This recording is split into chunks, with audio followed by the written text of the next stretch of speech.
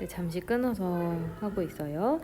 3, 4, 5번 정책이라고 말씀드렸는데, 자, 4번은 다시 시간을 잠깐 과거로 돌려서 우리가 광복 직후에 1945년부터 48년까지 우리 대신 남한을 통치하고 있었던 미국 군사정부의 정책의 연장을 보는 거예요. 그런데 광복 직후 당연히 일본이 어떤 기형적으로 만들어 놓은 시스템이 있기 때문에 남쪽하고 북쪽이 상당히 균형이 안 맞았어요. 애초에 균형이 안 맞는 상태였고, 전쟁에 대비하는 상황에서 갑자기 일본이 빠졌다 보니까 원료와 자원들은 일본으로 다 빠져나간 상태고, 그리고 일자리라든지 산업 구조라든지 물가라든지 이런 게 안정되어 있지 않은 상황에서 미국이 물가를 잡아보자 라는 취지로 상당히 좀 과잉한 정책을 그렇게 취하게 됐습니다. 그래서 미군정의 어떤 경제정책 실패라는 부분을 보시면 되고요. 자, 일단은 재정이 적자가 났어요. 그런데 얘네들은 군인이잖아요. 그러니까 오랫동안 고찰한 다음 정책을 세우는 게 아니라 마이너스 났어? 그럼 돈 찍어내 라고 결정을 한 거죠. 그래서 과도한 화폐 발행으로 우리 사회 시간에 배우지만 돈이 없다고 돈을 찍어내면 무슨 일이 생기죠? 돈이 시중에 많이 풀리게 되니까 인플레이션이 오죠. 그럼 물가가 폭등하고, 그리고 이제 이 물가가 폭등하면서 곡물 가격도 폭등하니까 사람들이 기존에 가지고 있는 돈으로 식량을 마련할 수 없게 되겠죠. 그럼 쌀을 못 사면 어떻게 돼요? 수많은 사람들이 굶주림에 시달리고, 그래서 이 미군은 어떻게 했냐면 배급을 통제했어요. 이 배급을 통제하는 과정에서 식량이 더 부족해지고, 결국에 이 미국의 경제 정체는 11 사건, 대구에서 일어난 10월 1일 날 쌀 가격이 아주 폭등한 그런 사건으로 연결이 됩니다. 그래서 이 11 폭등 사건은요, 교과서에 자세히 나와 있는데 한번 보시면 1946년 콜레라가 발생해서 교통이 통제되고 쌀반입이 끊겼는데, 사람들이 배고픔에 왜 우리가 돈을 주고 쌀 사고 싶은데, 그리고 쌀이 지금 140원에서 1,500원으로 올랐잖아요. 100배가 오른 거죠. 그 사람들이 이거는 말이 안 된다. 이건 너희가 정치를 잘못하는 거야. 하면서 시위를 벌였는데 여기 경찰이 총을 쐈어요. 그러면서 무장봉기로 변했고 민심이 이제 주체할 수 없이 터지게 된 거죠. 그래서 지금도 이 사건을 바라보는데 이렇게 두 가지 다른 면모가 있지만, 어쨌든 4번을 보시면 미군정이 정책을 잘못했다는 건 확실하게 볼 수 있고요. 책임감이 없겠죠. 당연히 임시로 자기네 나라도 아니고. 그 다음에 5번째 나오는 농지개혁법은요, 쉽게 말하면 농민을 위한 토지개혁이라고 보시면 돼요. 토지개혁, 재산개혁이란 뜻인데 이게 1949년에야 발표가 됩니다. 여기서 여러분 기억하셔야 되는 부분은 상당히 늦었어요.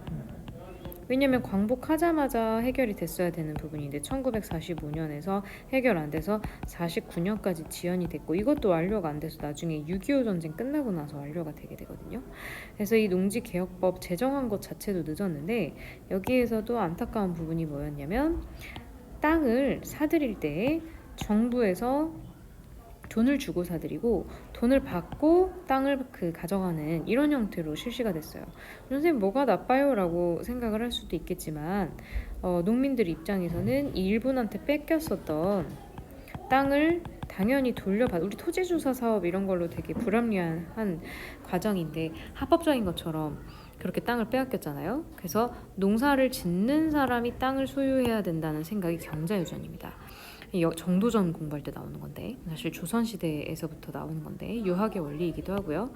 그래서 농사를 짓는, 경작을 실제로 하는, 쉽게 말하면 지주처럼 일을 안 하는데 밭에 나가서 일을 하지 않는데 땅을 소유하는 건 잘못됐다는 거죠.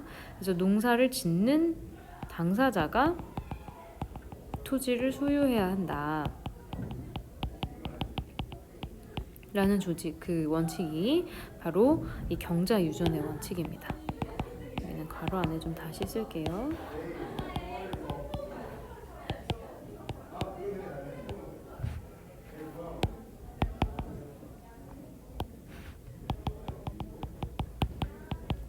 자, 그리고 유상분배는요, 더 잘못된 부분이 뭐냐면, 지금 정부에서 사들일 때 돈을 주는 건 괜찮은데 농민들이 땅을 받을 때 돈을 내고 받아야 되는 거잖아요. 그러다 보니까 당장에 재산이 없는 사람들은 그걸 받아들일 수가 없고,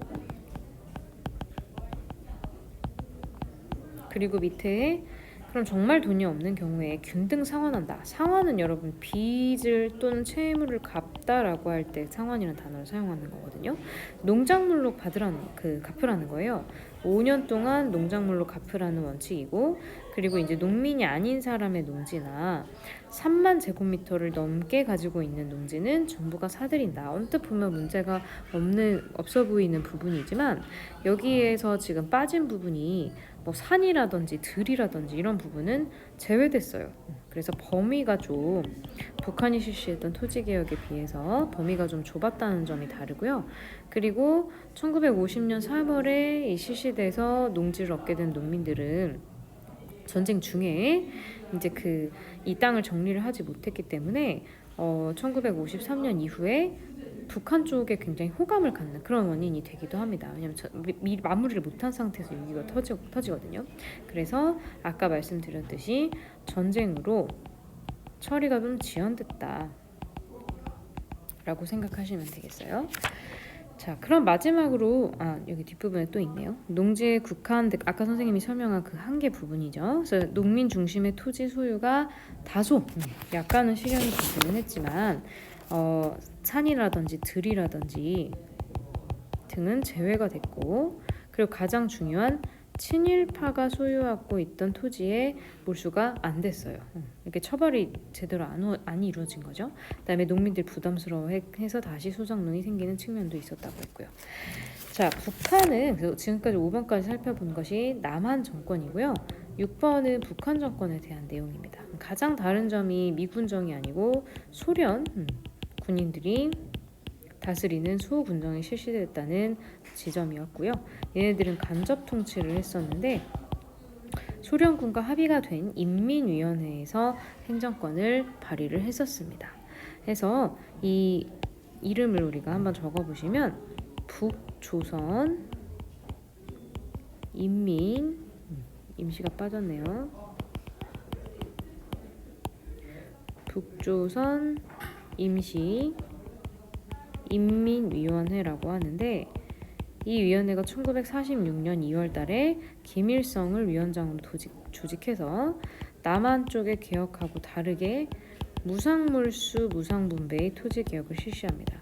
농민들 입장에서는 당연히 이걸 더 좋아하겠죠. 그리고 8시간 노동제라든지 남녀평등이라든지 주요산업 국유, 굉장히 사회주의적인 느낌이 나는 경제구조를 구성하게 됩니다. 그래서 북한 정권은 이런 내용을 토대로 해서 총선거를 우리 정부 수립된 직후에 실시한 다음 국회의원, 우리로 따지면 의회죠. 이 의회에서 의회를 구성할 의원들을 뽑고, 그 의원들이 법을 정하고 그 법에 따라 김일성이 초대 수상으로 선출되면서 1948년 9월에 조선민주주의 인민공화국이 수립이 됩니다. 이게 이제 북한 정부라고 볼 수 있어요.